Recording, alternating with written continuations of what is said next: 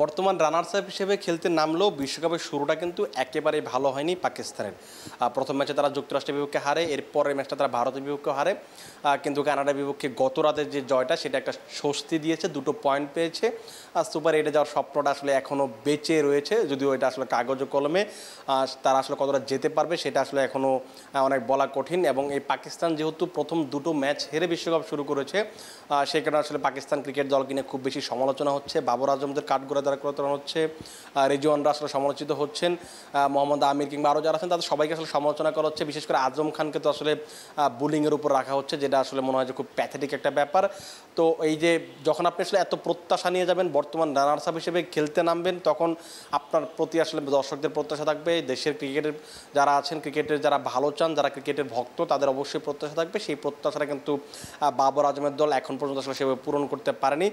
সে কারণে মনে বোধ হয় যে ওই দিন ওয়াসিম আকরাম বলছিলেন যে পাকিস্তানের কোচকে রেখে ক্রিকেটারদের আসলে ছাঁটাই করা উচিত, কারণ পাকিস্তানের ক্রিকেটে একটা রীতি সবসময় চালু আছে যে যখনই একটা দল খারাপ করে তখনই তারা কোচ পরিবর্তন করে। তাদের আসলে এইটাই সবচেয়ে বড় সমস্যা যে তারা কোচিংয়ে পরিবর্তন করে, বোর্ডে পরিবর্তন আনে, কয়েকদিন পর পর এই যে পরিবর্তন, স্টেবিলিটি নেই, সেটার কিন্তু একটা বড় কারণ বলা যেতে পারে।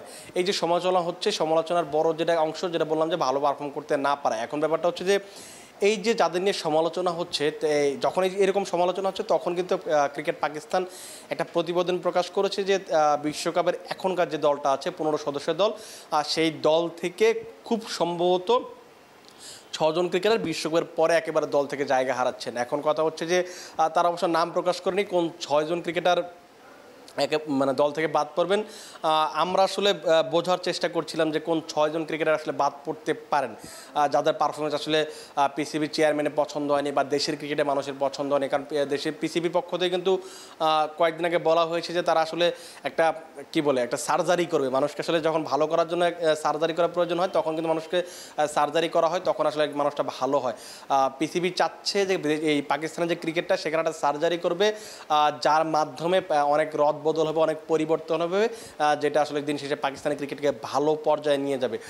এরকম যখন একটা স্টেটমেন্ট দেওয়া হয়েছে পিসিবির পক্ষ থেকে, তখন কিন্তু এই জিনিসটা কিন্তু ক্রিকেটাররা ভালোভাবে নেয়নি, এরকম একটা প্রতিবেদন প্রকাশ করেছে বা এরকম তথ্য জানিয়েছে পাকিস্তানের সংবাদ মাধ্যমগুলো। তারপরে আসলে এই ক্রিকেট পাকিস্তান এরকম একটা খবর প্রকাশ করে যে 6 জন ক্রিকেটার খুব সম্ভবত বিশ্বকাপের পরে ড্রপ হচ্ছেন বা বাদ পড়তে যাচ্ছেন। এখন কথা হচ্ছে কোন 6 জন ক্রিকেটার বাদ পড়বেন। তার পরে সেই 6 জনের ভিতরে আমার কাছে মনে হয় যে সবার উপরের নামটা মোহাম্মদ আমির। তিনি বিশ্বকাপে যখন অবসর ভেঙে যখন আসলে দলে ফিরলেন তখন তিনি বলেছিলেন যে এই বিশ্বকাপটা খেলবেন, বিশ্বকাপের পরে তিনি আর খেলবেন না। এবং পাকিস্তানের গণমাধ্যমগুলো জানাচ্ছে যে বিশ্বকাপ শেষ হওয়ার পর আমির পার্মানেন্টলি অবসর নিচ্ছেন এবং তিনি অবসরে যখন যাবেন তখন তিনি শুধু ফ্র্যাঞ্চাইজি ক্রিকেটটাই খেলবেন। তিনি আর কখনোই পাকিস্তানের হয়ে খেলার কথা ভাববেন না বা আসলে আন্তর্জাতিক ক্রিকেটের কথা তিনি আর চিন্তা করবেন না। তার মাথায় শুধু আসলে ধ্যান হিসেবে থাকবে তিনি ফ্র্যাঞ্চাইজি ক্রিকেট খেলবেন। আমির তো একটা অপশন গেল, সেকেন্ড একটা অপশন এটা হতে পারেন ইমাদ ওয়াসিম। তিনিও এরকম একটা বলেছিলেন যে তিনি আসলে টি-20 বিশ্বকাপ পর্যন্ত খেলবেন, তারপরে তিনি আসলে জাতীয় দলের হয়ে খেলবেন না, তিনিও হয়তো এই ফ্র্যাঞ্চাইজি ক্রিকেটের নজর দিবেন।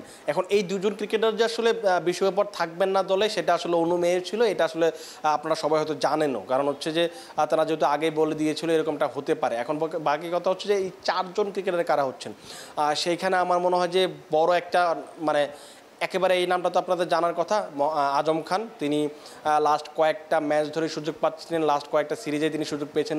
নিউজিল্যান্ড সিরিজে সুযোগ পেয়েছিলেন, আয়ারল্যান্ড সিরিজে ছিলেন, ইংল্যান্ড সিরিজে ছিলেন এবং শেষ পর্যন্ত টি-20 বিশ্বকাপ দলেও আছেন।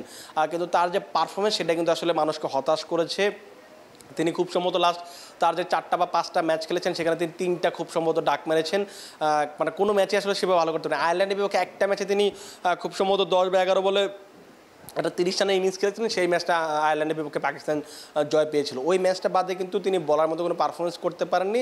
আর যখন তিনি পারফরমেন্স করতে পারছেন না, তিনি কিন্তু আসলে খুবই বুলিংয়ের শিকার হচ্ছেন। তিনি যেহেতু একটু তুলনামূলকভাবে অন্য সবার চেয়ে একটু স্বাস্থ্যবান, এই কারণে কিন্তু তাকে স্বাস্থ্য নিয়ে কিন্তু কটাক্ষ করা হচ্ছে, যেটা কিন্তু মনে হয় যে আমার কাছে যেটা পার্সোনালি মনে হয় যে এটা আসলে মানুষের করা উচিত না। পারফরমেন্স অবশ্যই আপস অ্যান্ড ডাউনস তো হতেই পারে, পারফরমেন্স খারাপ করলে দল থেকে বাদ পড়বে, এটাই খুব স্বাভাবিক। কিন্তু এই যে বুলিং করা কিংবা স্বাস্থ্য নিয়ে আসলে মানুষের কটাক্ষ করা, এই যে পার্সোনাল অ্যাটাক করে, এই পার্সোনাল অ্যাটাকগুলো কিন্তু আসলে একটা মানুষকে মেন্টালি ডাউন করে দিতে পারে। সেটাই কিন্তু আসলে এই আজম খানকে মেন্টালি ডাউন করে দিয়েছে।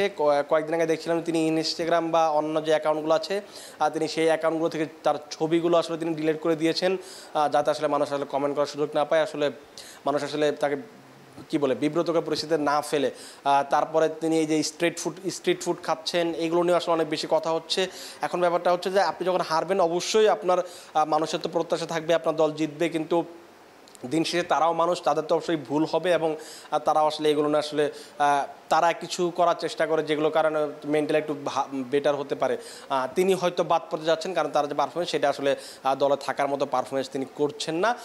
3 নাম্বার তো গেল, 4 নাম্বারে আর একটা অপশন হতে পারে যে ইফতিখার আহমেদ, তিনি বাদ পড়তে পারেন। ইফতিখার আহমেদকে নিয়ে লাস্ট কয়েক বছর ধরে কথা হচ্ছে, তাকে আসলে পাকিস্তানের ফিনিশার হিসেবে রোলে বিবেচনা করা হচ্ছে লাস্ট কয়েক বছর ধরে। কিন্তু এখানে পেছনে একটা গল্প আছে, পিছনে গল্পটা হচ্ছে যে অনেকের ধারণা যে বাবর আজমের সঙ্গে ইফতিখার আহমেদের বন্ধুত্বটা বা সম্পর্কটা ভালো বিধায় তিনি জাতীয় দলে বারংবার ভালো না করার পরে টিকে গেছেন। তিনি ইফতিখার আহমেদ যুক্তরাষ্ট্রের বিপক্ষে তিনি সুপার ওভারে খেলার সুযোগ পেয়েছিলেন, কিন্তু তিনি ম্যাচ জেতাতে পারেননি। সেটার পর কিন্তু আর বেশি সমালোচনা হচ্ছে। লাস্ট ম্যাচে ভারতের বিপক্ষে তিনি ভালো করতে পারেননি এবং এই যে গতকাল যে ম্যাচটা খেলেছে সেই ম্যাচে কিন্তু তিনি জায়গা হারিয়েছেন। তিনি যে জায়গা হারিয়েছেন এটাকে তারা ইঙ্গিত দিচ্ছে যে তাকে নিয়ে হয়তো পিসিবি অন্য রকম করে ভাবছে, বিশ্বকাপের পরে তিনিও হয়তো জায়গা হারাতে পারেন। তারপর হচ্ছে আর শাদাব খানকে নিয়ে আসলে প্রশ্ন উঠছে, কারণ শাদাব খান কিন্তু লাস্ট কয়েক মাস ধরে মাঝে একটা ম্যাচে ভালো খেলেছিলেন, কিন্তু আর বাকি যে ম্যাচগুলো আছে সেই ম্যাচগুলোতে কিন্তু খুব বেশি ভালো খেলতে পারেনি। তার বোলিং নিয়ে কথা উঠছে, তিনি উইকেট পাচ্ছেন না, নিয়মিত বোলিং করছেন। ব্যাটিংও আসলে যে পিএসএলে যেরকম শাদাব খানকে দেখা যায় এরকম কিন্তু আসলে জাতীয় দলের জার্সিতে দেখা যাচ্ছে না, সেইটাকে নিয়ে কিন্তু কনসার্ন। তিনিও একটা জায়গা হারানোর একটা অপশন আছে, তিনি জায়গা হারাতে পারেন, তাকে নিয়ে আসলে এরকম একটা আলোচনা চলছে। এবং লাস্ট যে ম্যানটা হতে পারে এটা আমার কাছে মনে হয় যে রিজওয়ান এবং বাবরকে নিয়ে তো অবশ্য কথা হচ্ছে, রিজওয়ানও জায়গা হারানোর একটা শঙ্কা আছে, কিন্তু আমার কাছে মনে হয় যে সাইম আইয়ুব, তিনি গতকালও চান্স পেয়েছিলেন, সুযোগ পেয়েছিলেন কিন্তু রান করতে পারেনি। তার আগে যে কয়টা ম্যাচ সুযোগ পেয়েছিলেন সেখানেও তিনি রান করতে পারেনি। খুব সম্ভবত তাকেও আসলে বিবেচনা করা হচ্ছে যে তিনি হয়তো বিশ্বকাপ শেষে তিনি জাতীয় দল থেকে জায়গা হারাবেন। এই 6 জন ক্রিকেটার খুব সম্ভবত জাতীয় দল থেকে বিশ্বকাপ পর জায়গা হারাতে যাচ্ছেন।